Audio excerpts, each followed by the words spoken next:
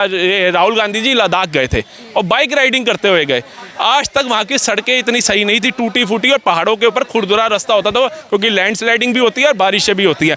लेकिन इन्होंने पोस्ट तो डाली कि भाई मैं बाइक राइडिंग करी, मुझे बड़ा मजा आया लद्दाख में जा करके, लेकिन इन्होंने दो शब्द नहीं लिखे कि मोदी जी के नेतृत्व के अंदर जो ये सड़कें बनी इतनी बढ़िया, जिसके अंदर मैं मक्खन की तरह बाइक चलाता हुआ ले गया और मक्खन की तरह आया, वो दो शब्द नहीं लिखे गए। खाली इन्होंने विरोध करना सीखा विपक्ष में, क्योंकि विपक्ष के पास इस समय कोई मुद्दा है ही नहीं। अरे मोदी जी की तुम तारीफ नहीं कर सकते, लेकिन जहां उनके कार्य हैं वहां तो तारीफ करो। तारीफ तो ये अटल जी की भी नहीं करते थे। अटल जी का जो समय था तब इनको अटल जी की भी सरकार एक वोट से गिर गई थी, तो ये अटल जी से भी बड़ा दुर्व्यवहार अटल जी करते थे। अब आ गए मोदी जी, अब ये मोदी जी के साथ दुर्व्यवहार करते हैं, मोदी तानाशाह, मोदी ये वो फलाना।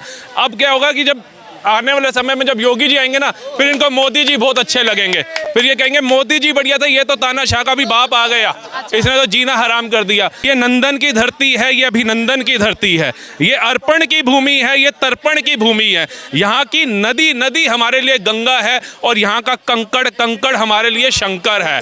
हम जिएंगे तो इस भारत के लिए, मरेंगे तो इस भारत के लिए। और ये जो सबसे बढ़िया लाइन कही थी ना कि मरने के बाद हमारी अस्थियों को अगर कोई कान लगा करके सुनेगा ना, तो उसमें से एक ही आवाज आएगी, भारत माता की जय। तो ये कि जो राष्ट्र हित में काम कर रहा है उसके साथ चलो, जो तुम्हारे धर्म को आगे ले जा रहा है उसके लिए चलो, जो तुम्हारा भविष्य उज्जवल कर रहा है उसके साथ चलो। जिन्होंने करी ही धर्म की राजनीति, जिन्होंने करी ही तुष्टीकरण की राजनीति, युवाओं को अब उनको छोड़ देना चाहिए।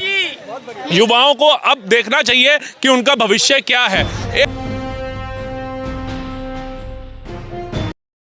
ये भाजपा आने के बाद सारी जो गरीबी थी वो दोबारा से गरीब आए हैं। भाजपा के कार्यकाल के अंदर सब अमीर थे, मर्सिडीज ऑडी में घूम रहे थे, बस कांग्रेस राज में। ये मोदी राज आते ही सारे गरीब हो गए, ऑटो चलाने लग गए, रिक्शा चलाने लग गए। इससे पहले सारे खरबों अरबों-पति थे और फॉरेन से लोग आते थे कि हमारे यहाँ आकर के कंपनी में इन्वेस्ट करो आप लोग।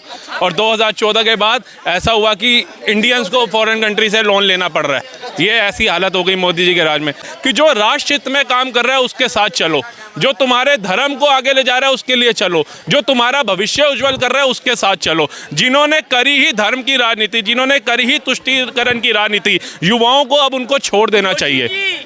युवाओं को अब देखना चाहिए कि उनका भविष्य क्या है। एक अकेला खड़ा है और ये 26 गठबंधन हो रखे हैं। सारे विपक्षी जो आज तक एक दूसरे को चोर बोलते थे वो सब भाई भाई मिल करके बैठे हैं, एक थाली में खा रहे हैं।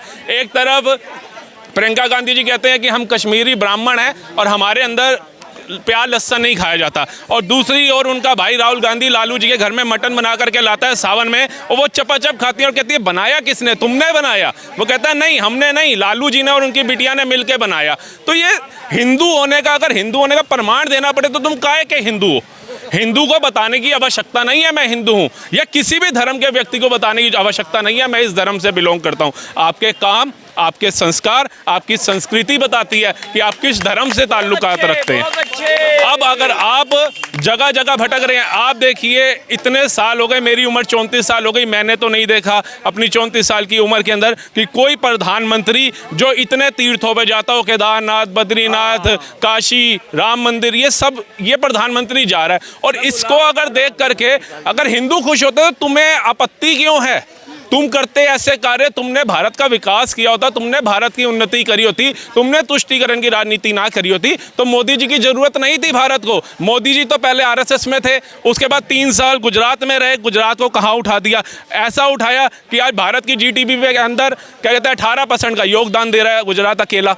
तो जरूरत तब पड़ती है जब किसकी आवश्यकता कम होती है। ऐसे नहीं अगर मेरे घर में राशन पूरा और मैं और ले आऊँगा, मुझे भूख 2 रोटी की है, मैं 4 खा लूँगा तो पेट दुखेगा। तो तुमने गरीबी नहीं हटाई, तुमने गरीबों को हटाया, तुमने उनको एजुकेशन नहीं दी। तुम्हारे को डर भाजपा से नहीं है, तुम्हें डर है जागरूकता से, एजुकेशन से। ये लोग इतने जागरूक हो रहे हैं, इनको पता चल रही हैं आजकल चीज़ें। तुम बनाते थे ट्रेनें तक, क्यों तुम विलम्ब वो करते हो विरोध? वंदे भारत बना दी, ये बना दिया। तुमने बनाई हजरत निजामुद्दीन एक्सप्रेस, तुमने बनाई अजमेर शरीफ एक्सप्रेस, तुमने बनाई दरगाह एक्सप्रेस, अजमेर सिंह दरगाह, और इन्होंने बना दी वंदे भारत। मिर्ची लग गई, इन्होंने बना दी रामायणा एक्सप्रेस, तुम्हें मिर्ची लग गई, इन्होंने बना दी काशी विश्वनाथ एक्सप्रेस, तुम्हें मिर्ची लग गई। अरे तुम बनाओ ना, तुम्हें तो किसी ने नहीं रोका था तुम्हारे कार्यकाल में। लेकिन आज अगर एक पर्टिकुलर, मैं कहता हूँ हिंदुओं को ही खुश करने के लिए या हिंदुओं के लिए अगर कोई चीज़ हो रही है तो तुम्हें आपत्ति क्यों है? तुम्हारे ही राज में, तुम्हारे ही गठबंधन के लोग सनातनियों को डेंगू मलेरिया से कंपेयर करा जाता है, लेकिन कोई हिंदू विरोध नहीं कर रहा, कोई सड़क पे नहीं आ रहा। लेकिन जहां पर एक अलग समुदाय के लिए खाली 2 शब्द निकल जाते हैं तो इतनी मार पीट बच जाती है, सड़कों के ऊपर इतना हाहाकार मच जाता है कि 2 शब्द बोल करके एक महिला को टीवी से गायब कर दिया जाता है, घर से गायब कर दिया जाता है और एक वीडियो शेयर करने वाले की गर्दन काट दी जाती है। हम उस हिंदुस्तान में रह रहे हैं। और अगर मोदी जी कहते हैं मुस्लिम की राजनीति करते हैं, धर्म की अगर मोदी जी करते होते ना तो वो कन्हैया कुमार की गर्दन काटने वाले की गर्दन चौराहे पे कटी होती। मोदी जी अगर हिंदू मुस्लिम की राजनीति करते तो तुर्की जैसे देश की मदद भारत ना करता। मोदी जी अगर धर्म की राजनीति करते तो फिलिस्तीन को भी राशन ना दे रहे होते। मोदी जी धर्म की राजनीति करते अफगानिस्तान के अंदर भी राशन ना दे रहे थे। उन्होंने कभी धर्म की राजनीति नहीं किया। उन्होंने कहा है तुम शांति से रहो और इनको भी रहने दो, और जो उनके दिमाग के अंदर भारत को ऊपर ले जाने की मुहिम चल रही है उसे शांति तरीके से चलने दो। लेकिन प्रियंका गांधी तो ये कह रही है ना कि मोदी जी ने खुद एक्सेप्ट किया है कि 80 करोड़ जो जनता है वो गरीब है। 80 करोड़ जनता को तो खुद राशन दे रहे हैं मोदी जी, इसका मतलब रोटी नहीं है 80 करोड़ जनता के पास खाने के लिए। मोदी जी ने तो एक आंकड़ा बताया है कि 80 करोड़ के अंदर हो सकता है कि आधे कांग्रेसी घुसे हो राशन लेने के लिए जिनको नीड भी नहीं है। तो वो तो गरीब ही हो गए ना, फिर भी गरीब नहीं हो गए। ये होती है कि मैं कोई अच्छा काम कर रहा हूँ उसमें रुकावट कैसे पैदा करनी है। पहुंच जाओ, जैसे वंदे भारत ट्रेनों की आजकल पटरियों की आ रही है कि उनको इस बात की खुशी नहीं है कि भारत के अंदर लग्जरी ट्रेनें घूम रही हैं, भारत के अंदर सुपर स्पीड वाली ट्रेनें घूम रही हैं, लेकिन वो क्या करते नजर आ रहे हैं? पटरियों के ऊपर पत्थर बिछाते नजर आ रहे हैं, पटरियों के ऊपर नट बोल्ट वो वेल्डिंग कराते नजर आ रहे हैं। तो इन्होंने भारत को डुबोने में कोई कसर थोड़ी ना छोड़ी है और अभी भी डुबो रहे हैं। इनको एक अकेले मोदी की बराबरी नहीं कर पा रहे। बराबरी करनी है अपने कार्य से करो। सारे राज्यों के अंदर तो मोदी सरकार नहीं है, कुछ राज्यों में आपकी सरकारें हैं, वहां पर ऐसा काम करके दिखाओ जैसे आज हर एक स्टेट योगी मांग रही है, कल को कहें भाई कांग्रेस का फलाना नेता भी हमें चाहिए और आने वाले समय में हमें कांग्रेस का प्रधानमंत्री चाहिए।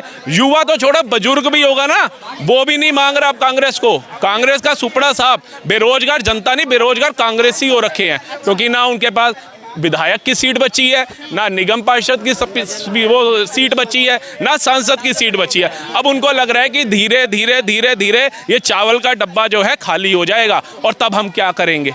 प्रियंका गांधी ये कह रही है कि चलिए हमने तो कुछ काम नहीं किया 70 साल में, किसी सरकार ने कुछ नहीं किया, आपने क्या किया? आप ये बताइए, कितने स्कूल आपने नए खोले, कितने आपने रोजगार के लिए, महंगाई के लिए काम किया, जनता की बेसिक सुविधाओं के लिए आपने कितना काम किया? आप सिर्फ केवल राम मंदिर का मुद्दा, 370 ऐसे बड़े बड़े मुद्दे गिनाते हैं, बेसिक आम जनता के लिए क्या काम हुए? देखिए ये मुद्दे जो थे ना, ये कोई राजनीति 2014 में जब प्रधानमंत्री बने तब के मुद्दे नहीं थे। चाहे राम मंदिर हो, चाहे धारा 370 हो, चाहे 3 तलाक हो, ये इनका पहले के एजेंडे थे जिसको लेकर के ये चुनाव में लड़े थे। और आते ही जिस इंसान ने 9 साल के अंदर ये सारे काम निपटा दिए कि भैया अब मैंने अगले काम पर फोकस करना है, तो तुम्हारे पास भी तो ये मुद्दे थे, तुमने तो कभी नहीं किए। तुमने तो उल्टा गोलियां चलवाई, तुमने तो उल्टा 25 वकील खड़े कर दिए। तुमने क्या किया? तुम अपने कार्यकाल को देखो। और मोदी जी की तुलना आप करते हो बेरोजगारी से या भ्रष्टाचार से। मोदी जी ने कोरोना कार्यकाल जिसके अंदर बड़े से बड़े देश विदेश डूब गए, जिनकी अर्थव्यवस्था डगमगा गई, उसके बाद ही मोदी जी ने अपना जो पेट्रोल है उसके ऊपर वैट कम किया और उन्होंने बोला, निवेदन करा टीवी पे आकर के, जबकि मोदी प्रधानमंत्री पद पर बैठे हैं, सम्मानित पद पर, उन्हें किसी के आगे झुकने की जरूरत नहीं है, चीफ मिनिस्टरों को उनके आगे झुकना पड़ेगा। लेकिन फिर भी वो आए, उन्होंने कहा जो जो राज्य सरकारें हैं पब्लिक के ऊपर भार ना पड़े, अपना वैट और ब्याज जो टैक्स है उसको कम करो। बीजेपी शासित राज्यों में तो हुआ, लेकिन क्या राजस्थान जिसकी आजकल सबसे ज़्यादा चर्चित में रह रहा है उसमें कम हुआ? सबसे ज़्यादा देखिए हिमाचल के अंदर भाजपा सरकार थी, कम हुआ। लेकिन जब इन्होंने कहा महंगाई आते ही वैट भराया इन्होंने। ये करते रहे अडानी अंबानी, अडानी अंबानी, भाई मोदी भाई। तो उसके बाद भी आकर के 60,000 करोड़ का प्रोजेक्ट इन्होंने ये राजस्थान के अंदर लिया। तो जब वो इतना बेकार आदमी है अंबानी अडानी और देश को खोखला कर रहे हैं और देश का पैसा ले जा करके भागने का डर है, तो आपकी सरकारें उनका क्यों पैसा लगवाती है?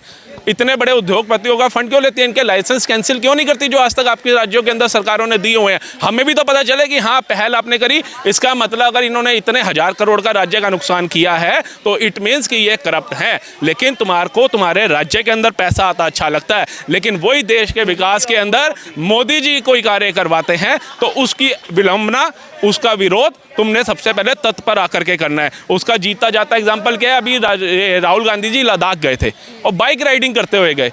आज तक वहाँ की सड़कें इतनी सही नहीं थी, टूटी फूटी, और पहाड़ों के ऊपर खुरदुरा रास्ता होता था क्योंकि लैंडस्लाइडिंग भी होती है और बारिशें भी होती है। लेकिन इन्होंने पोस्ट तो डाली कि भाई मैं बाइक राइडिंग करी, मुझे बड़ा मजा आया लद्दाख में जा करके, लेकिन इन्होंने 2 शब्द लिखे कि मोदी जी के नेतृत्व के अंदर जो ये सड़कें बनी इतनी बढ़िया, जिसके अंदर मैं मक्खन की तरह बाइक चलाता हुआ ले गया और मक्खन की तरह आया, वो 2 शब्द नहीं लिखे गए। खाली इन्होंने विरोध करना सीखा विपक्ष में, क्योंकि विपक्ष के पास इस समय कोई मुद्दा है ही नहीं। खुद बेरोजगार, बिल्कुल बेरोजगार है। 24 में मोदी जी को वोट करेंगे? बिल्कुल आ रहे हैं, मोदी जी तो आ ही रहे हैं। मैं तो कहता हूँ मोदी जी, ये सोचो उन्होंने अपने जो काम बताए थे, चाहे जितनी 370 धारा ले लो, राम मंदिर ले लो, ये तो देखिए ये तो वो काम थे जो बोल के आए। उसके अलावा आप देख लो एक्सप्रेसवे देख लो, G20 की अध्यक्षता देख लो, ठीक है, विश्व स्तर के ऊपर भारत का मान सम्मान, ये सब तो नहीं कह के आए थे मोदी जी। बाहर की कंट्रियां बोल रही है मोदी इज अ बॉस, कोई पैर छू रहा है, पढ़े लिखे सांसद ऑटोग्राफ और फोटो के लिए झिलमिला रहे हैं, ऐसी तो उन्होंने मान सम्मान बढ़ाया। और ये मोदी जी को तो उधर कहा गया ना बोस, लेकिन यहाँ पर जितने 140 करोड़ के अंदर से मैं कहता हूँ 130 करोड़, 10 करोड़ इसलिए नहीं बोलता क्योंकि चमचे भी हैं यहाँ पर और गद्दार भी हैं। पहले हमें लगता था कि गद्दार जो है देश से बाहर है, अब पता चलता है देश के अंदर उससे ज़्यादा गद्दार घुसे हुए हैं। आज उनको फिलिस्तीन फिलिस्तीन फिलिस्तीन बहुत याद आ रहा है। जब कश्मीरी हिंदुओं को भगाया जा रहा था, वो भी तो भारत का अभिंग अंग थे, वो भी तो भारत के ही नागरिक थे। जब उनको मारा गया क्रूरता के अंदर और उनको कहा गया कि अपनी बहन बेटियां छोड़ जाओ, तब तुम्हारा समर्थन कहाँ था न्याय के प्रति? तब तुम्हें नजर नहीं आया था कि यहाँ भी महिलाओं के साथ दुर्व्यवहार हो रहा है, यहाँ पर भी महिलाओं के साथ दुर्गति हो रही है, यहाँ पर भी बलात्कार हो रहे हैं, यहाँ भी उनकी हजारों खरबों रुपए की जमीनें खिसकाई जा रही हैं, तब तुम्हारा दिल कहाँ था? लेकिन आज फिलिस्तीन के अंदर तुम्हारे अंदर से इतना प्यार उमड़ गया, इतना प्यार उमड़ गया कि जो देखा भी नहीं जा रहा। इजराइल जिसने हमारी हर एक पॉइंट पर मदद करी है, बड़े से बड़ी जगह पे हो, छोटी छोटी जगह पे हो, और फिलिस्तीन जहां उसने हमारी एक पैसे की तो छोड़ो, एक पॉइंट की भी हेल्प नहीं करी और उसके साथ तुम खड़े हो। कम से कम तुम भारत के अंदर तो नहीं हो एकता की मिसाल देते हुए, क्योंकि जहां तुम्हारे धर्म पर बात आएगी, जहां तुम्हारे मजहब पर बात आएगी, उधर तुम सब एकत्रित हो। और उसका खामियाजा अगर आज हमारे पीढ़ियां जिंदा होती, उनसे पता चलता कि भारत जो सनातन धर्म इतना फैला हुआ था वो सुमटता सुमटता भारत तक रह गया। उसके पीछे भी ये जो 10 करोड़ 12 करोड़ चमचे घूम रहे हैं ना, इनकी मानसिकता थी जो जिन्होंने भारत का बेड़ा गर्क किया और आज भी करने पे लगे हुए हैं, आज भी नासूर बन रहे हैं। और मैं तो मोदी जी कहता हूँ अभी चोट है, इनका इलाज कर दो। जिस दिन ये नासूर बन गए ना, आपकी इतनी प्यारी जनता के लिए एक जख्म बनकर उभरेंगे।